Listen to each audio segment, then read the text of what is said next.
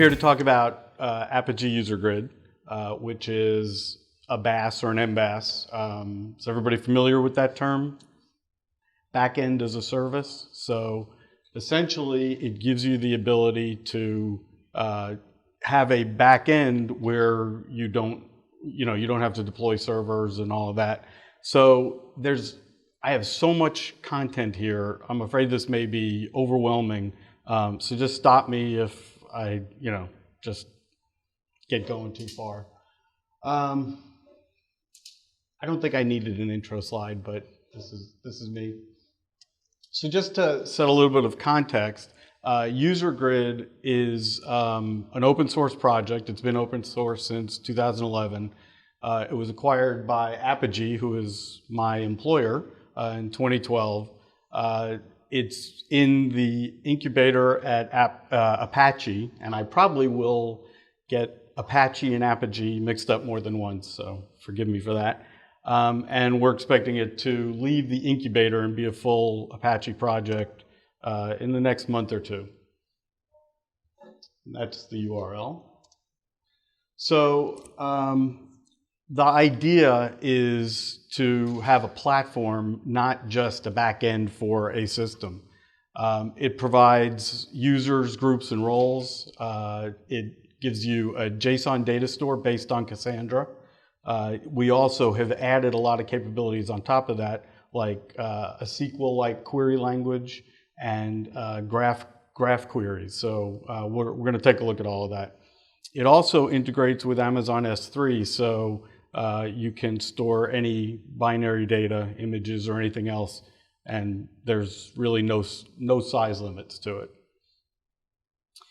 It also provides SDKs for pretty much anything you want to do. So by default, it exposes all the data as RESTful services, but it also gives you SDKs for writing that code using, iOS or Android, so you're talking objects in native code. It's open source, and it's been used by lots and lots of big companies. Apogee actually provides a product that we'll look at later that is based on Usergrid. It's multi-tenant, so you may have one application, or you can have thousands of organizations and applications all within that same instance, and that's actually the way Apogee runs their public cloud. Fully distributed, so because it's Cassandra, you may have replication across multiple data centers, and fully extensible and highly scalable. This is made for internet scale, not just enterprise scale.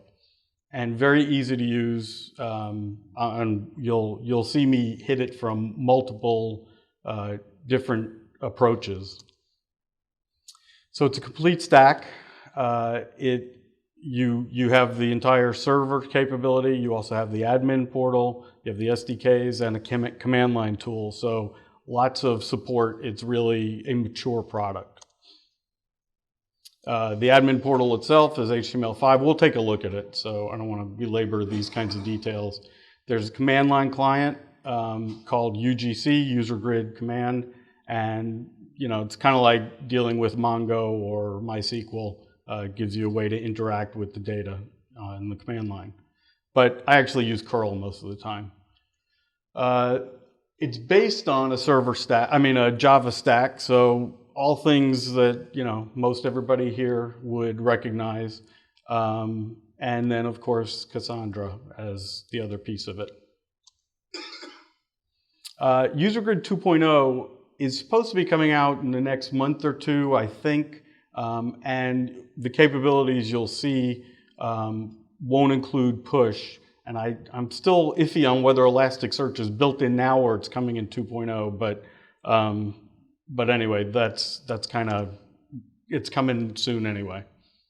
So as I mentioned, orgs and apps, the structure of your data is, or of your applications, you create an org.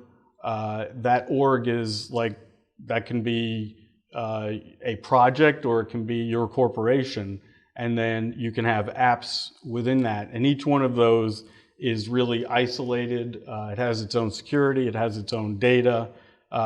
We use Cassandra in such a way that one Cassandra serves all of those orgs and all of those apps. Apps have users, of course, and you need an access token to access any of this. So it is fully secured. So, why do you need a backend as a service? And we put the M in parentheses here because everything is mobile at this point. Backends are just, they're going to be hit by mobile devices, whether that's your plan or not. And it's really, this is a way to get an app developed and deployed very quickly. You'll see that you could be up and running in a couple of hours with a database structure that you could write mobile apps to, write web apps to. So you're really ready to go very quickly. No servers involved. Now, I'll go back on what I just said.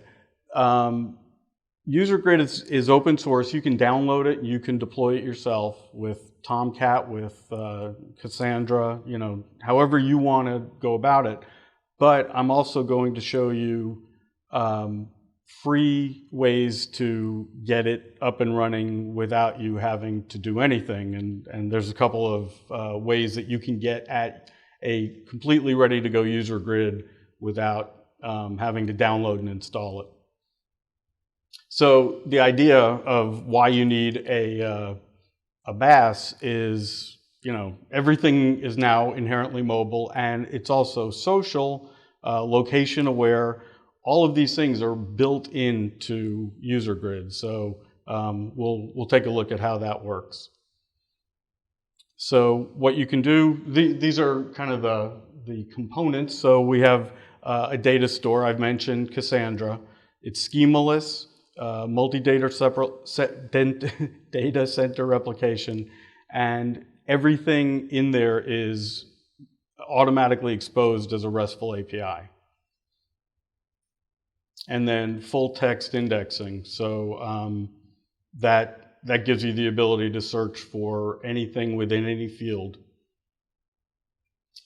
These are the predefined collections, and they all are part of the idea of having a ready-to-go application. So, very important is users. You have a user collection. There's groups, so you can put users into groups, and then they can do things. They're hierarchical groups. They can do things like subscribe to activity streams or have feeds, those kinds of things. There's folders which are associated with assets, so you can have assets that are deployed in a structure. Activities, devices, notifiers and notifications are related to push.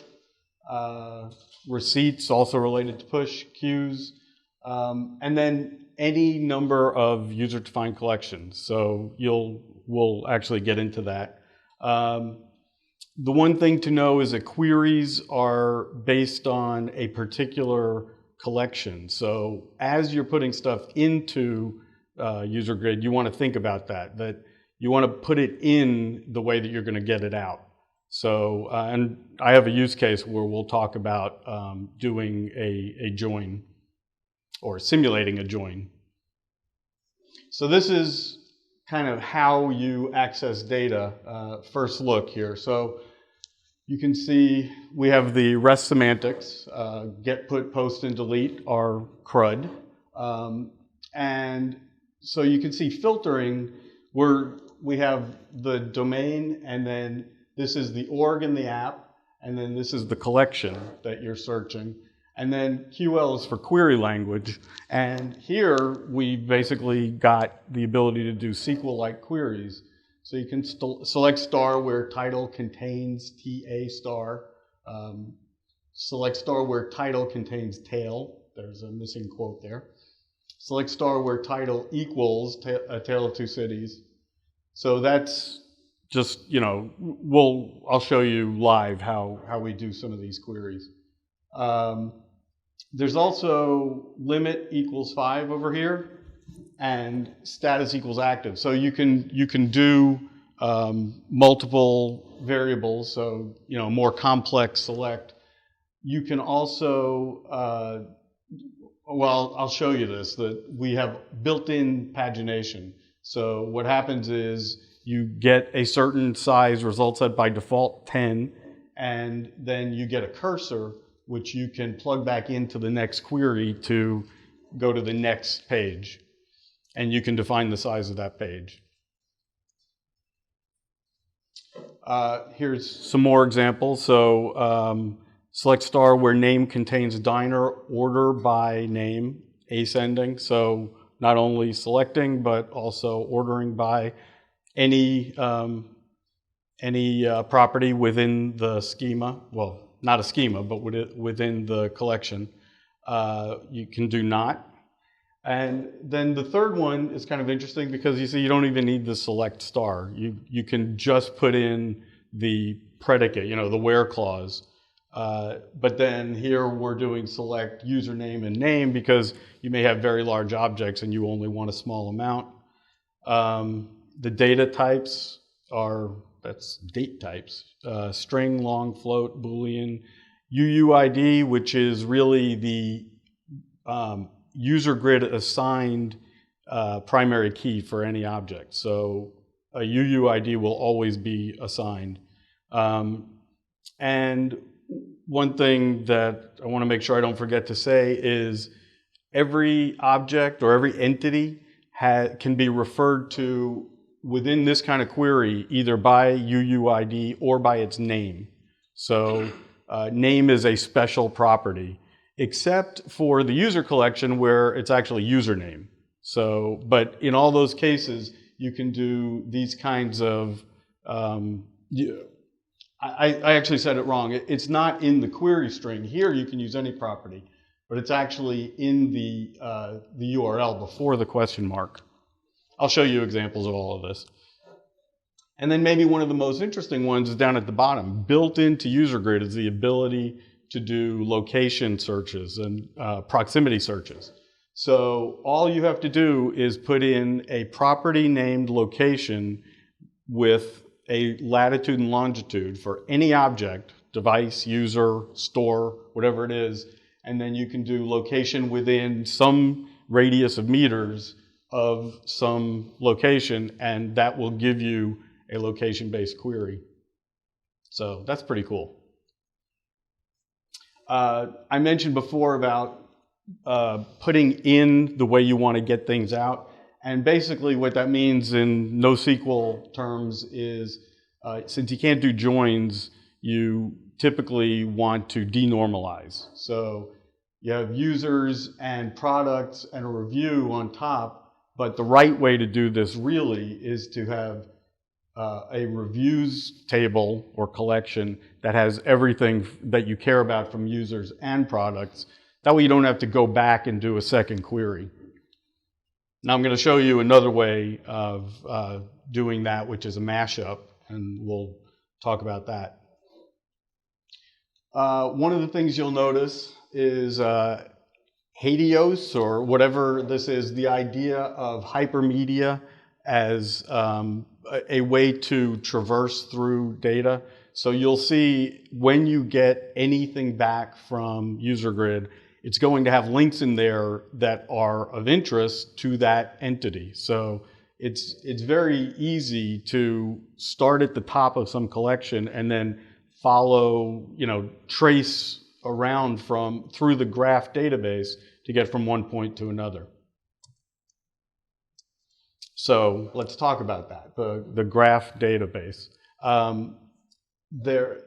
We have collections and we have entities, and you can associate any entity with another entity by using some verb. And this is, you don't have to predefine this, you can just arbitrarily make these things anytime you want to. So this is basically the structure of it. And so remember I said UUID or name.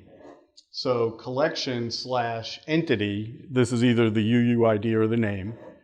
Give it any verb, or I found prepositions also, like Well, you'll see in the example, and then connect it to some other entity.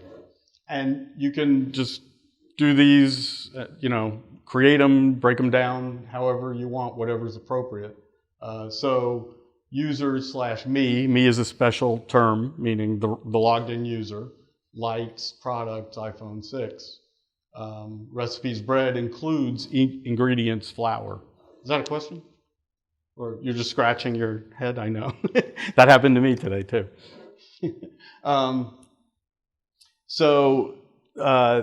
There's a special term for following. Now, the one thing special about following is it automatically creates a reciprocal link.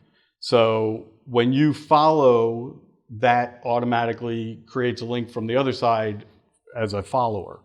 In all other cases, it's a one-way link, but you can still traverse it the other direction. And I keep saying, we'll look at that. We will look at that. Okay, so this is basically what I just said, that it doesn't create a reciprocal link. But this is a good place to see this in real life. That, for example, here is sessions with a UUID, and we're looking at connections. And then on the other side, we're looking at connecting. And we'll get to the demo soon. Also, deleting a connection does not delete either of the connected entities. So it just deletes the connection. The downside to making connections is that you have to make an extra call. It's an extra post, basically. But the upside is that it's optimized for reads, and it can help structure your data in a more normalized way. So you don't have to put connections into the actual entity. It has a life of its own, basically. You can also do connections with queries. So this is basically two different ways of doing the same thing. You can either get reviews and select where the author is Fred and the topic is cats, or we're getting users Fred who wrote a review where the topic was cats. So, and it's actually faster to do the second query because having to check two properties can, in a very large database, that can slow you down. This is kind of interesting, but it's not fully supported. So take that with a grain of salt, but you can do matrix queries where you can actually chain these together. You notice there's a semicolon here. So we're still in the URL. The query language says location equals New York / achievements, and then we get to the query string where for achievements we're saying level equals mayor. So that's potentially an unlimited way of doing a filtering at every level or every collection.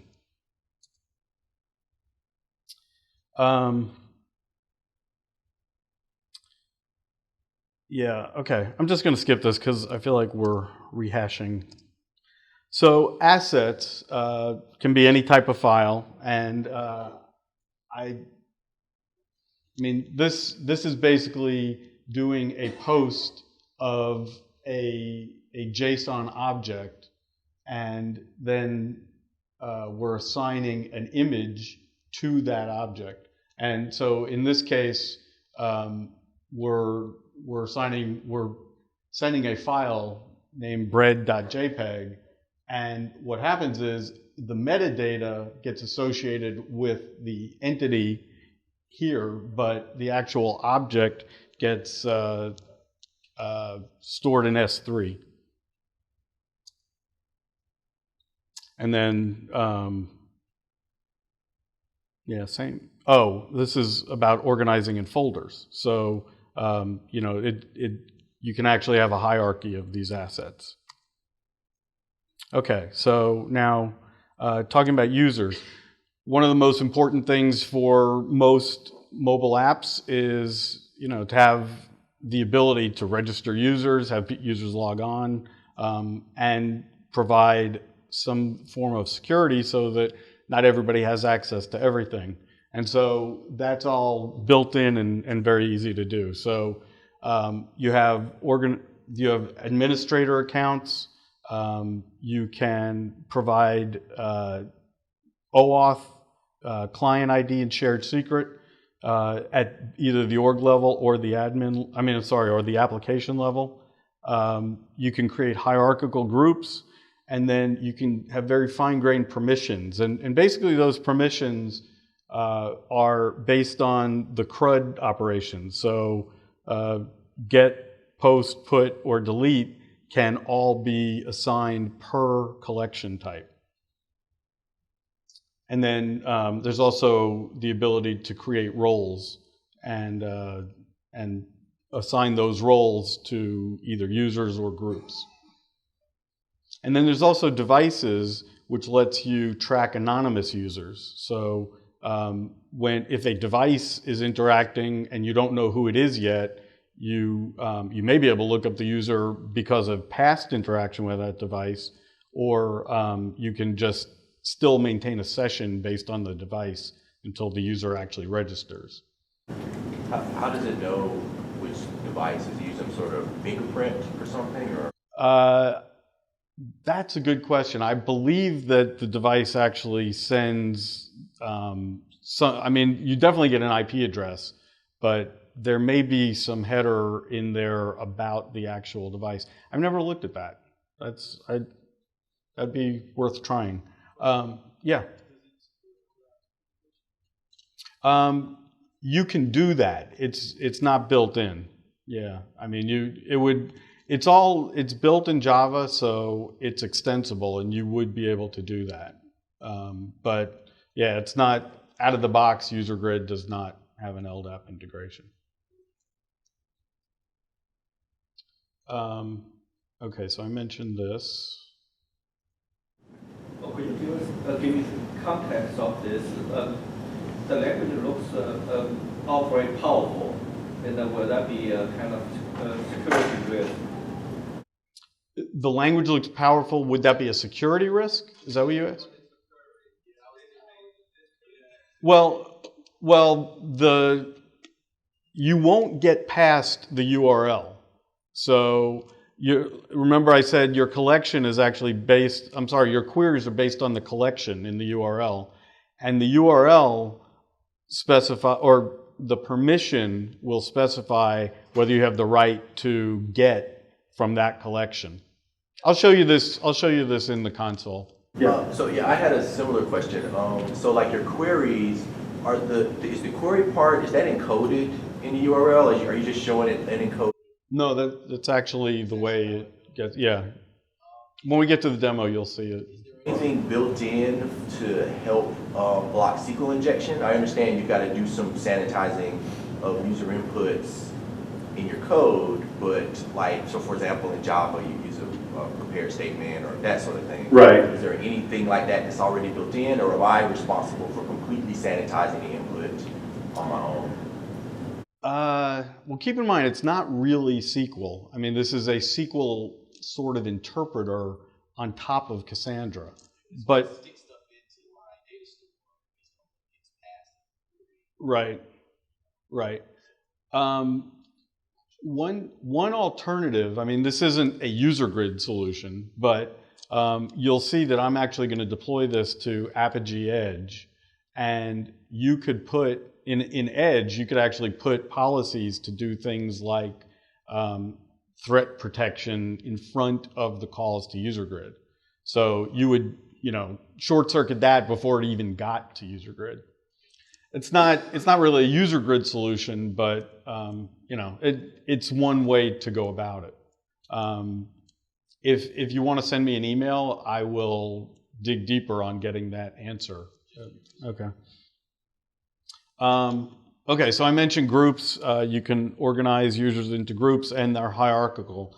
And the important thing about that is a group can have its own activity feed. They have their own permissions, and so because it's hierarchical, the last bullet, every member of groups/proglang/Java is a member of groups/proglang.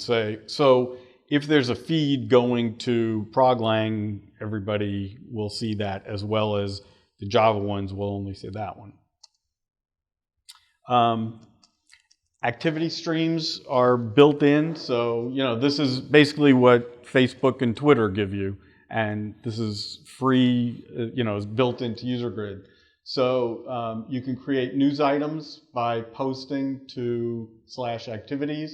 You can read them by getting from /feed, and again here you see UUID or username. You can post activities to a group's wall by doing groups instead of users. No need to construct any pub-sub relationship. It's all taken care of automatically. And then this is kind of what we saw, that chaining idea. Group/group name or UUID/users/username/activity. So you post an activity for a user's followers in a group. And you can chain those together sort of indefinitely. I'm not saying that's really advisable, but it's possible. And over on the right, I just wanted to, this, by the way, this is up on GitHub. So I tried to put lots of references in here, or resources. So one thing here is this Messagey sample app, and you will be able to see these things in action in there. Okay, counters are kind of interesting because it shows you that there's a lot built into Usergrid that may not even be surfaced. You may not be aware of some of the things that are going on. So it tracks statistics, and you get some really interesting information. Here a poll is created. In the second example, you're actually retrieving the value of this counter. So there's a lot going on behind the scenes with access to collections and being able to track what's happening. So this, I can't speak in detail about this, but I wanted to at least make you aware. So if it's something important to you, it's good to know that that's available. And they can be created hierarchically using a dot notation. So it's potentially a very handy use case. So location queries, we already talked about briefly, but here's an example within 500 meters of some location. And here it can be combined with push notifications to find, now this was stores, to find devices. I believe that's 20 miles, and then get the notifications collection from that. So basically, this is a way to send a push to people whose device is within a certain location. So there's a lot of power there, obviously. Now, I mentioned Apogee Edge. Apogee BaaS is a commercial product that is based on Usergrid. So just for full disclosure, I just wanted to let you know. Push notifications are coming in Usergrid 2.0, but as of today, they're only in Apogee BaaS. And this is more of that targeting, but same basic idea as what we've already talked about. The other thing is APM, Application Performance Management. And so here you see some of those counters and other statistics are shown in BaaS. And this, through the use of the SDK, you get a lot of insight into what's happening on the user's device. So you can find out about crashes and errors. You can change the logging level.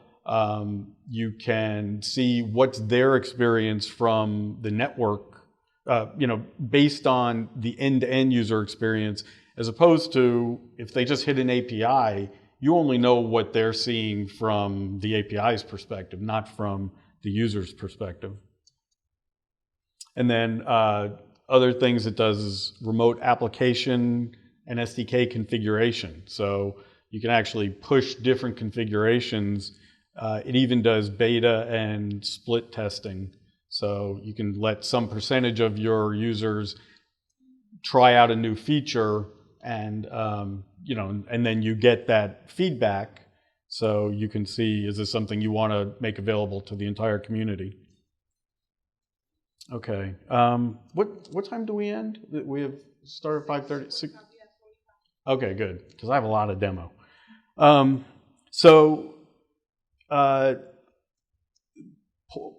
We've talked about how you can query and all that's available in Usergrid without writing any code.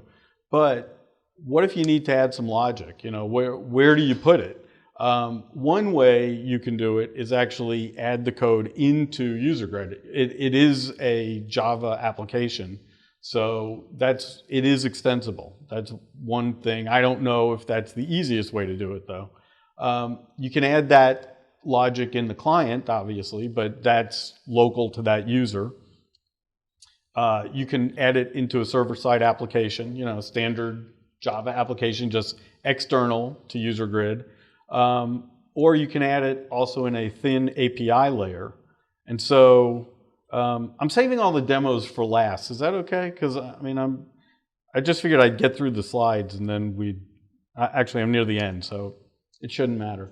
So I wanted to let you know about Apogee 127, which is also open source, freely available, and it is an API toolkit. And I'll show you what it looks like, but it includes a Swagger editor.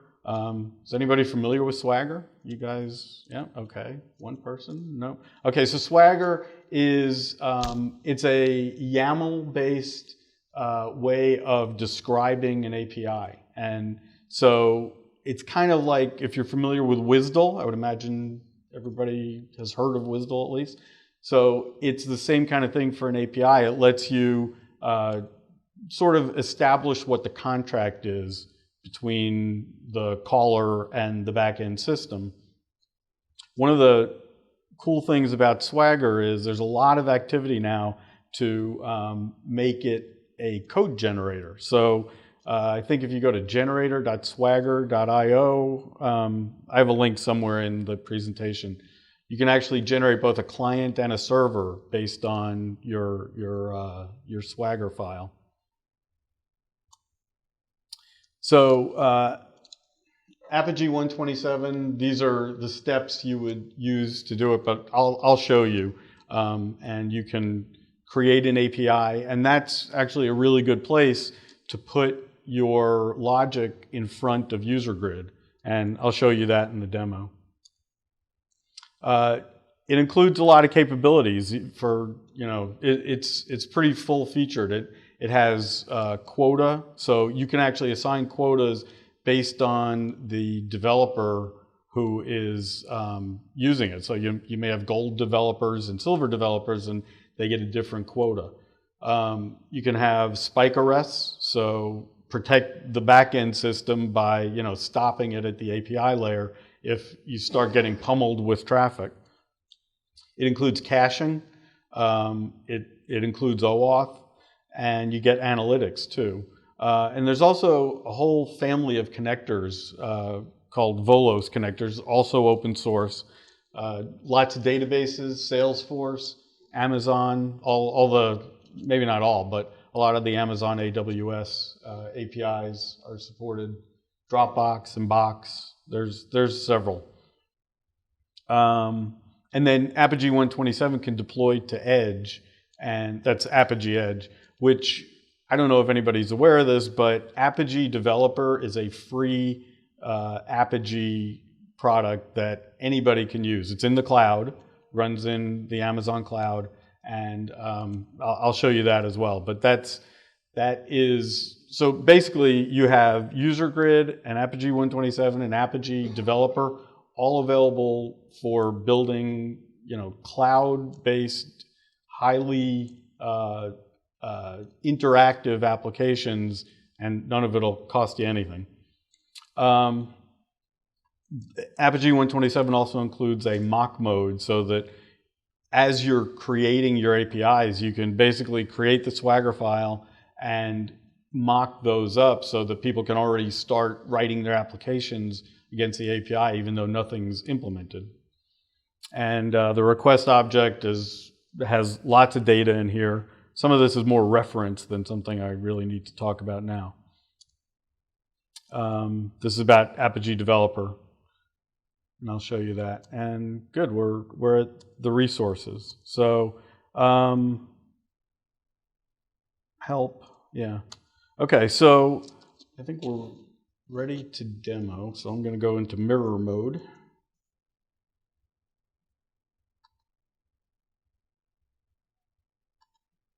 Are there any questions? Yeah, go ahead.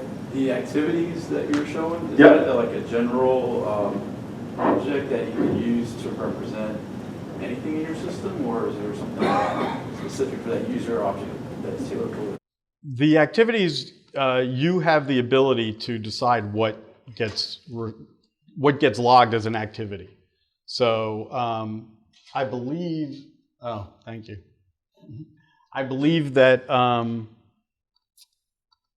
following may actually happen automatically, but anything else you'll actually manually implement. You know, so if you want every time a user registers or every time a file gets downloaded, whatever that is, you would just post, and that would be your activity stream. Okay, so I actually have a little cheat sheet here because I have so many things to demo that I just can't remember the flow. So I hope you forgive me for that. So first thing I was going to do is just show you some queries in against the RESTful interface talking to Usergrid. So what happened, I mean, what I did for my, that's pretty small.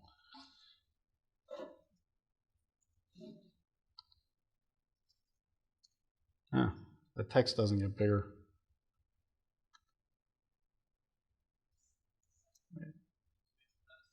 There you go. What I built for my demo is basically a replication of the Devnexus database. So what I'll just show you the code. I started out by scraping the speaker page and the session page, and then I took two different approaches to actually talk to Usergrid, because like I said, there is a RESTful API and there's also an SDK. So I just did one of each. So for the speakers, I'm actually using the Usergrid node library. So you just npm install Usergrid, and now you have the ability to create a Usergrid client. You give it the client ID and the client secret, and now you're authenticated, and you can now treat what you're putting into Usergrid as objects. So I retrieved the I retrieved URL speakers, the contents of that, and then all I did very simply was using Cheerio, extract, which is basically jQuery if you're not familiar with Cheerio, is extract the speaker information. And so what I got out of there was the speaker's name. Now I actually have name and I have speaker because I wanted the key speaker in there, but name is the one that will show up in the UI. So that's why I duplicated that. Denormalizing is not that big of a deal when you're dealing with Cassandra. And then there's a URL to their picture, and then there are social links, some number of social links, and then they have their bio. So this is the code that populated the user grid collection. So here we're looking for the first time at the actual user grid console. I don't know if scaling this up is gonna make it unusable, but all right, we'll try.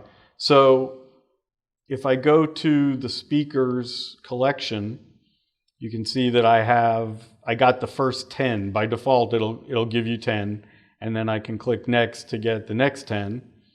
And now, so here, let's do some queries. So first, I can do select star where speaker contains Lee, and I got me. Okay, so here's what is contained in my profile, a bio. I had a lot of things here I didn't put in, but Usergrid did. So here's created. Now here's where some of the Helios stuff comes in, is metadata. So we have connecting, and we have this word by. This is a link that I created programmatically, and I'll show you that when we get back to the session scraping. But this link says, this will find all of the sessions by me. So that's how you read that. So it's speakers and then my UUID connecting by. So that by is like that verb in that original URL, if you remember. Like I said, prepositions worked here. I actually, for the session, I had at, which is the time slot, and in, which is the room, and by, which is the speaker. This is the timestamp when it was modified. Here's the URL to the picture. I cheated a little. I didn't upload the pictures to S3, so I apologize for that, but an asset would have been created by doing that. Here's the social links, and then there's speaker. So you see we have speaker and we have name. They're identical, but the reason that you see in this list, the reason you see this is because name equals Lee Gray. If I would have only had speaker Lee Gray, then this would be blank. And then it's of type speakers. Now remember, this is NoSQL, so there's no schema. I could put a session into the speaker collection with completely different properties and there would be no error. It's just, if I do a search on something where, by room or something like that, obviously speakers are not going to be found because there's no room property for a speaker. It's very easy to add other properties to an object as something happens. If you're keeping track of hours talked, then you could just add that property to my entity and keep track of it. So that's the basic. This is the UI. I can click on any collection here. So I created a collection of rooms, and I gave it a name as well as a room, and they're identical. Time slots.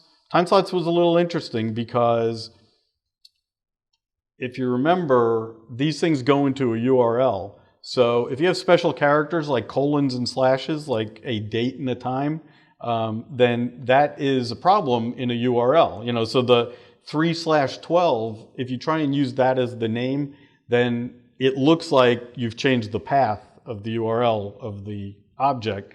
So what I had to do is I have the actual date that contains a slash, but the name, I actually stripped out the slashes and the colons. And so if you do a little thinking in your head, you can figure out that March 12th, 2:30, the name would be 312230. So that's how that's done. So that's room, speakers, and time slots. So sessions are really where all the interesting stuff happens. So here, let's find this one. So this is where the title contains user. We may get more than just mine here, yeah.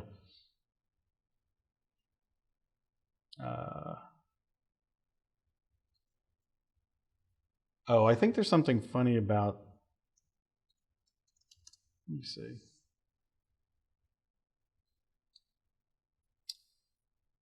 Yeah, I'm not sure why user didn't bring this up, but so here we have connections, and so for the session, we have an @ which will be the time slot, by is the speaker, and in is the room.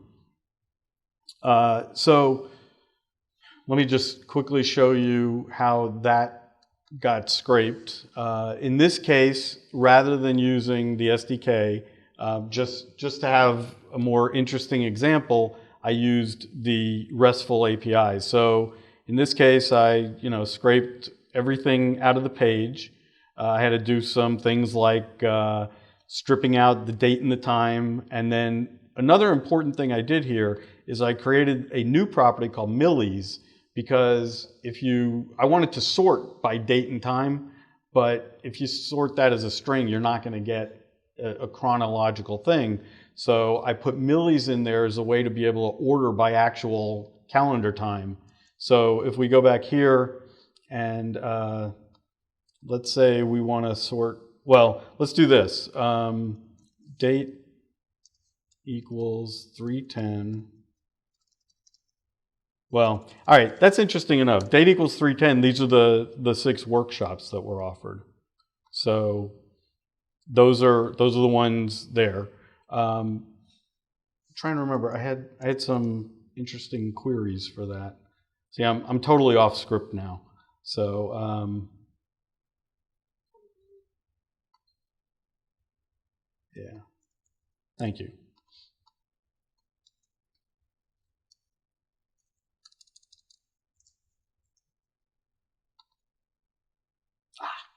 Something I didn't like in that copy and paste. Let me just type it.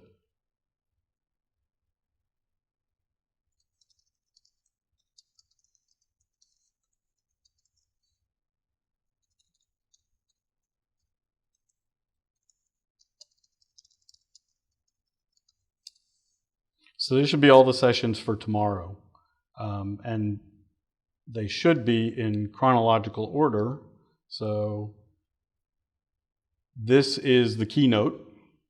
So the track is Keynote. By the way, I didn't mention this, but I also included tags and the track. So this is really everything that's available at the Devnexus website is included in this Usergrid database. So here we have the tags and the track. So you can query by any of those things. So if you wanted to find all the talks about, say, HTML5. There's none about HTML5? Maybe that's, how about cloud? Oh, it's because it's tags. And I'm in activities. Okay, so there's a lot you could do by writing an app just by doing queries against Usergrid with no actual code. So let me get back to this because there's some interesting things in here. This is sessions connected to my time slot. So this is the session we're in right now. I wanted to see what other sessions are going on. So here you see we're actually querying it in the browser. So just with a simple URL. So what I've gotten now are all the sessions going on during this time period. When are we done? 6:15? Oh, 6:45. Okay, good. All right, good. Yeah, because I haven't even gotten to the mashup yet. Here are sessions where I'm the speaker. That's a pretty simple one. So this is speakers / Ligre / connecting / by. This is sessions in Ballroom D. So this is /room/ballroomd/connecting/in. So you get the pattern there and how this is done. And of course, I could also add, say, QL equals order by millis, because see this by default, this is 311.230 is the first one we got here. So now is this the first time that was used? I'm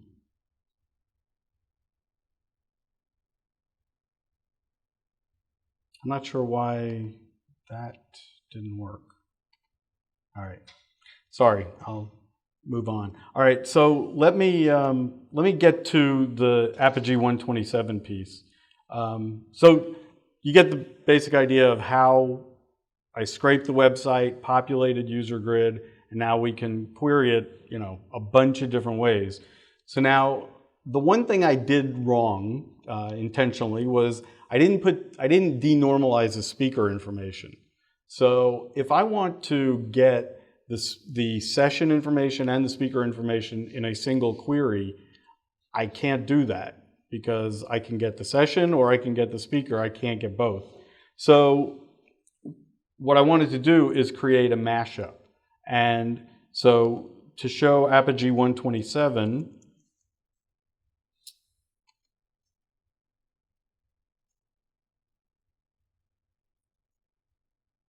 so this is what happens is I've already installed Apogee 127. So now I have this command A127, and this gives you a few different commands. So it establishes an account on Apogee Developer, and you can create projects with it.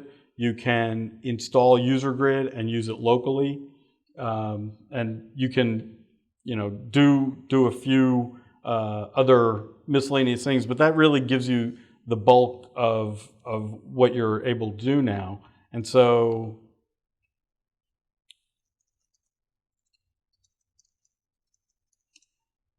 if I say project edit, it's going to open that Swagger editor.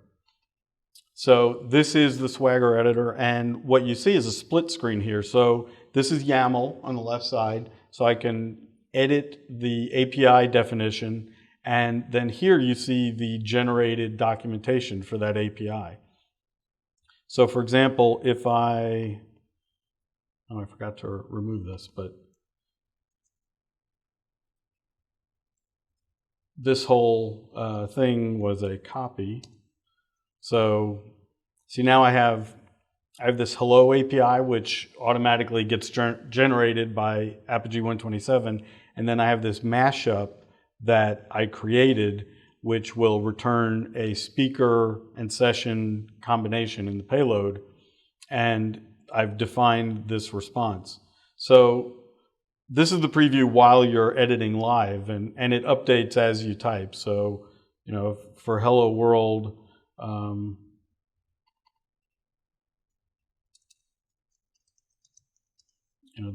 that will just get updated there. And then I can actually preview exactly what my docs look like. So that's the Swagger editor. And then what's actually running behind the scenes is a Nodejs app.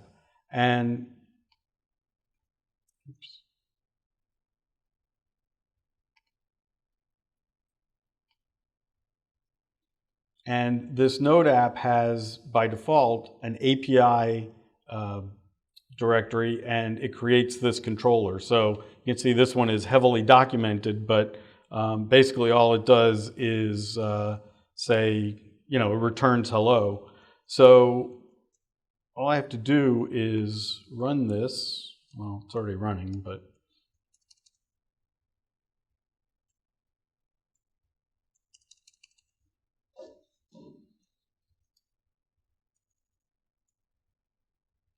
so A127 project start will start Node, and it's listening now. So I can this is really just the, getting started kind of thing, but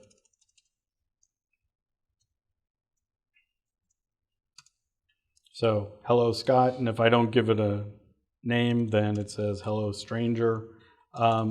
Now, what I did in the mashup is I created a second API, and this is, again, using the SDK to be a client of Usergrid.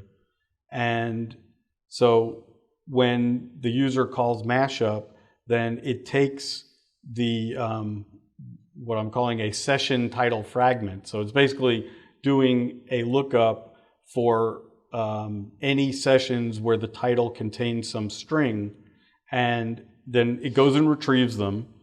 And then for each one it retrieves, it will then make a second call using the SDK to get the speaker information.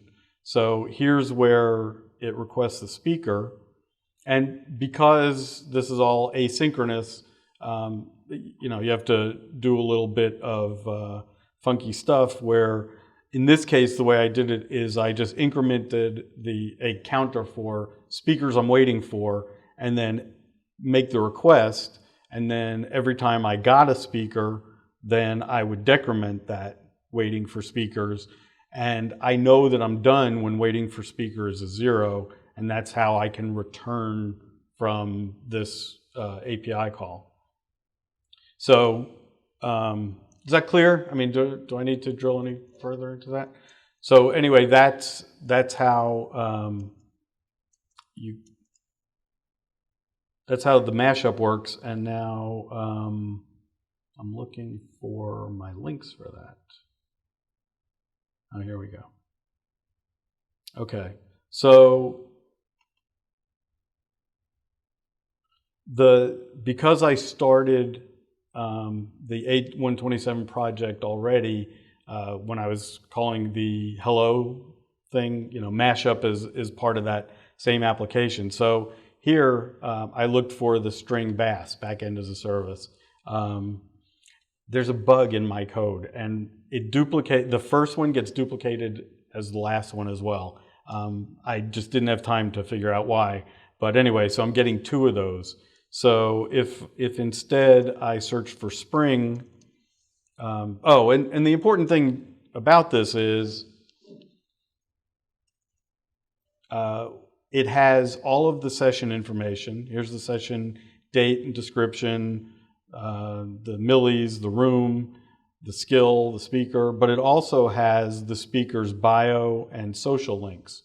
So we've mashed up those 2 different Usergrid collections into a single response. So like I said, you could denormalize in Usergrid and accomplish the same thing, but this gives you a good way of seeing how you can use an API to enrich that. And and I was gonna call Spring.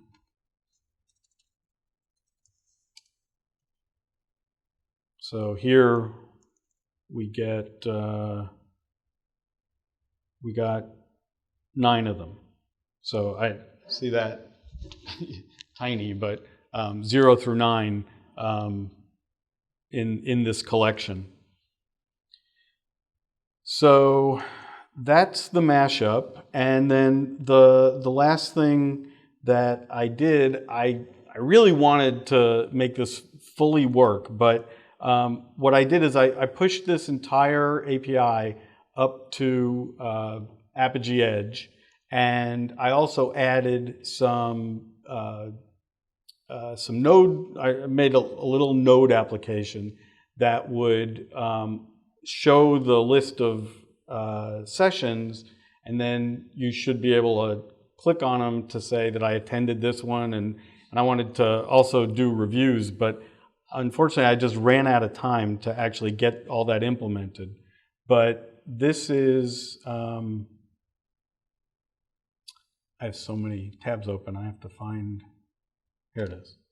Okay, so you see the URL here, devnexus-test.apogee.net, so that's Apogee Edge, and then the org is named Devnexus. So this is Apogee BaaS, which is Usergrid in the cloud. And then this is Apogee Edge, or it's Apogee Developer because it's the free version. So you can go and do this too. You just sign up at apogee.com. You give it some org name. In this case, I use Devnexus. And then what happened is, I wonder if I'm not logged in.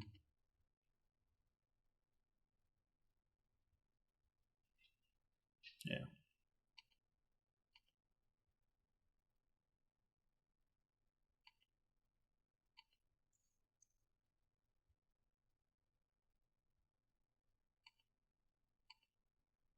Okay, so here you can see all my testing, all the work I did. These are the API calls once I got this stuff off my machine and into Apogee Edge. So this is the activity in preparation for this. So all I had to do was do A127, well, here. A127 project deploy to Devnexus, and it already knows my account. So you basically have to register your account with Apogee 127. So it's kind of like you have your local development environment here, and then you can deploy it to the cloud. And now it's, you know, you guys could go to this page. The URL is based on the org, Devnexus, and the environment test. So by default, you get a test environment and a production environment. And then this is the app name. So it happens to have the same org name and the same app name. But anyway, this is Node running inside of Apogee Edge in the cloud. And so this is the page where you would check the sessions that you've attended. So what I did here is, again, I just used that same Usergrid database, got the, pulled down the collection of session names along with the date and time, and you have the entire list here. And then I just, you can check them off. What's missing is the actual call to build the relationship that says, this user attended this session. So yeah, go ahead. What is this deployed on? Is this just deployed on app server or a servlet container? What is this running on? This is the Apogee cloud. So Apogee, I mean, just to, this isn't intended to be a commercial, but. And I mean, our Usergrid, what is you? Oh, well, okay, yeah. And I'm sorry, I meant to talk about that in the beginning, but one of these slides talks specifically about deployment. So you can, all right, thank you. You can deploy Usergrid in a lot of different ways. I mean, it's, basically it's a Java application and Cassandra. So there's a deployment link, and if you search, you'll find others. Here's a way to deploy Usergrid using Docker. I had never heard of Brooklyn. Are you guys familiar with Brooklyn? But it seems like something on top of Docker, or that kind of coordinates Docker. So sounded interesting. It's also an Apogee incubator project. So something else to be aware of.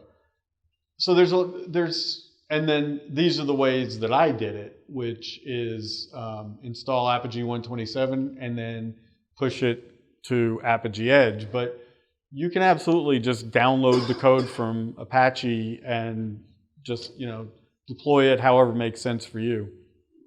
The important thing to remember is Cassandra, to be reliable, you need at least 3 nodes, I believe. And so, it's extremely scalable, but that scaling means that you have some management to do. So anyway, does that answer your question? Oh, you generated another one. You said it needs at least 3 nodes to be reliable. What do you mean by that? Well, when I say reliable, I mean HA, kind of reliable. I mean, A few personal sites, like you mentioned LampStack, I think in your yeah, that's right. LampStack, it's not a highly available, right? Like if my hosting provider decides to do maintenance, it's unavailable during that time. Right. So this is like a similar thing, basically. If I just have one node. Yeah, well, right. If you're talking about deploying Cassandra and Tomcat to that server, then yeah. But I mean, honestly, I would recommend going this route. I mean, this is free and forever available, and yeah, I mean that's what I'm showing you here is running in Apogee's cloud. Thank you. This is running in Apogee's cloud. This is the same cloud that companies like Walgreens and Target use. So with the Apogee developer account, there's no SLA, so you're kind of at the mercy of whatever happens to happen, but it's still highly available. It runs in Amazon, AWS. So I mean, it's not going anywhere. I would definitely use it for a personal project.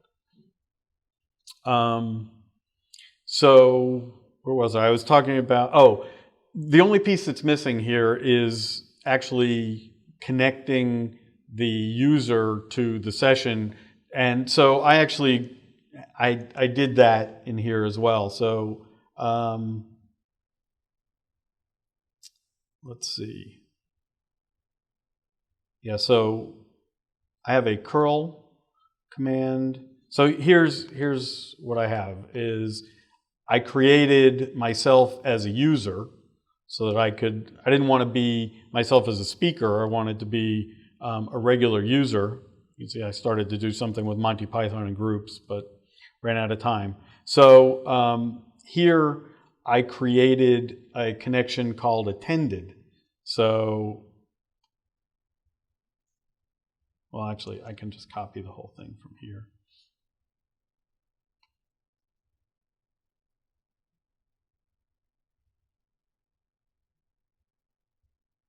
What's going on? I don't think I got what I wanted to copy there.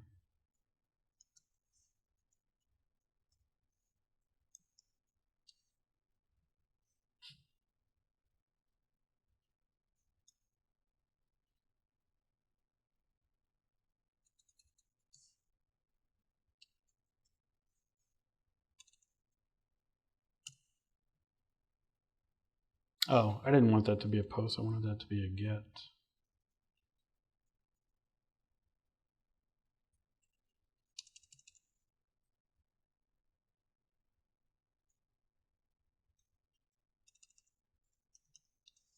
Okay, so this should give me a list of all of the sessions that I've attended. Let's see if I can make that a little easier to read. Yeah, so all I've registered so far is a microservices session and then a Flexbox session. So let's see, I also went to, what else did I go to? I went to something with Angular. So title contains Angular. Why does it keep doing that?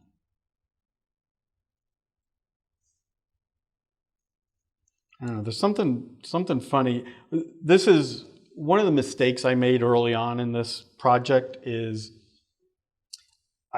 the titles contain all kinds of funky characters. People have quotes and they have apostrophes and they have colons and dollar signs, and so yeah, and all of it is a problem when you're making these HTTP requests.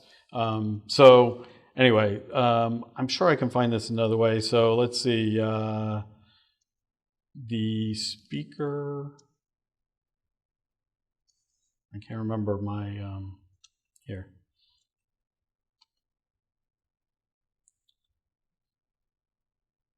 Yeah.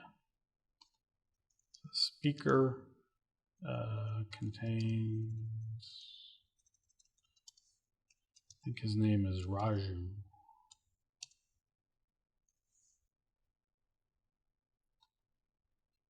There you go. Okay, so now I'm going to grab the UUID and I'm going to, well, let's use Postman. So I'm going to set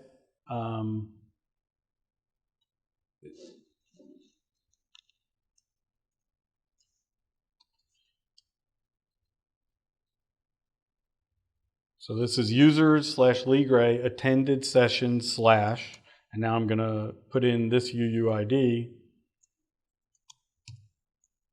and post it. So there's no body, but it's a post because it's like a create. So we're actually creating a new relationship. And I got back the session, Web Apps with AngularJS Part 1. So now if we go back and run this query again, we should see 3 of them. Yeah, so there's the Angular one as well.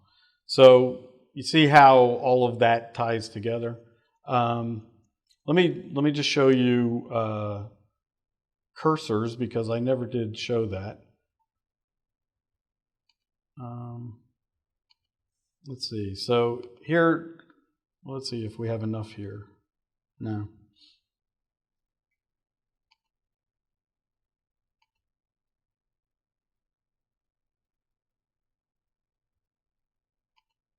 Here, we'll just get sessions. What's that? So sessions gives you the entire collection, but obviously it stops at 10. It won't just give you everything unless you ask for more. So I could say sessions limit equals 3, and now I'll just get 3 of them, and it'll give me a cursor, and now I can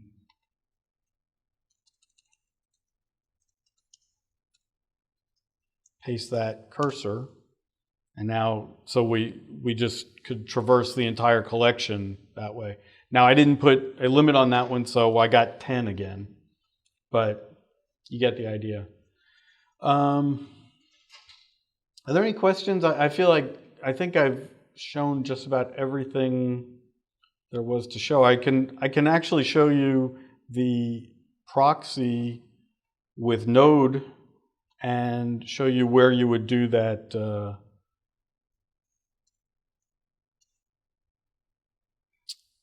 This is, you can see the Hello API and the Mashup API are both in here. And this is my node source. It should look familiar because it's what I deployed. And so what I could do is I have this pipeline.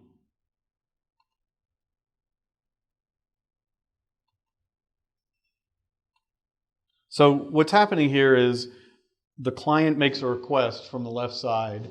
It goes through this pipeline, which is empty right now, and it hits the server, which in this case is my node application, and then the response comes back. So if you want to do some threat protection, so you could do XML or JSON or regular expression threat protection, and they all have their own special capabilities, things like depth, so XML bombs and things like that. So, value limits. I've never really studied this in depth, but it can protect what actually makes it to the back end. Same thing with like a spike arrest. So you could prevent anything that shouldn't be happening from ever getting to Usergrid by putting this in front. So you have your entire node application running in the cloud, and then you're able to put these policies in front of it. And you can even put policies on the back. So if you wanted to redact something, you could do something like, I don't know, if you wanted to return XML, by default, Usergrid returns JSON, but we could, I'm sorry, wrong one.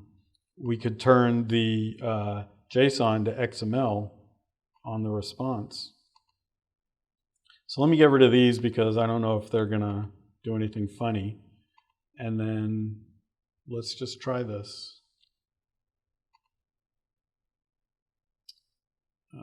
Here. No, it's not going to know how to deal with that. All right, I have to call the actual API.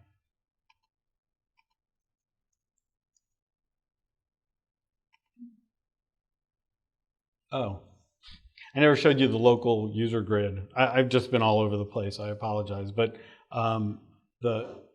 what's that? Oh, it's time. Oh, wow. Okay. Anyway, this is the local user grid that was running in Apogee 127.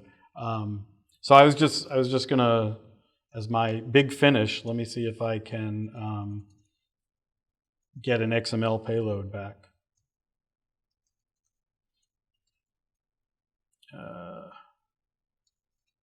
Session title fragment. Could I come up with a worse name than that? Nope.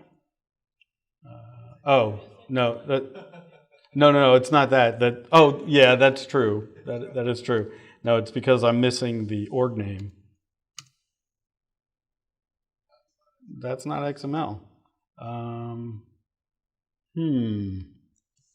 Okay, this may be the wrong time to try and debug stuff because I know everybody wants to go get a beer. But yeah, I'd have to figure out exactly why that didn't convert to XML.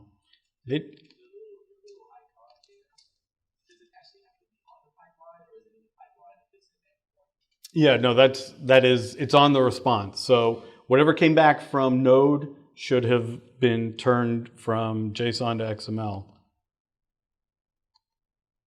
So there's the request again, and let's see what the trace said. So it wasn't in the pipeline. Why not? All right, you probably don't want to. Yeah, I'd have to figure out why that is, but thank you. I know this was a scattered mess, but I hope you saw a lot of possibility in all these products. So it's good stuff. All right, thank you.